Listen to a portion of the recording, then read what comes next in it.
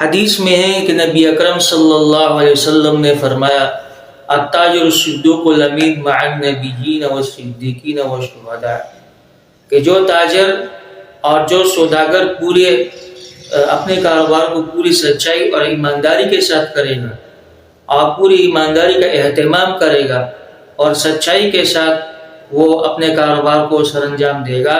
تو اللہ رب العزت قیامت کے دن اس کو یہ صلہ دے گا کہ وہ انبیاء کے ساتھ اور شہداء کے ساتھ اور صدیقین کے ساتھ ہوگا. یعنی یہ اس کا صلہ ہے، اور اس سچائی کے بدلے اللہ رب العزت یہ اس کو یہ انعام دے گا کہ اتنا بڑا انعام کہ وہ ان تین بڑی ہستیوں کے ساتھ اللہ رب العزت شمار کرے گا اور ان کی جماعت میں شامل کرے گا. لہٰذا اپنے کاروبار کو سچائی اور ایمانداری کے ساتھ کرنا چاہیے تاکہ ان ہستیوں کے ساتھ شمار ہو.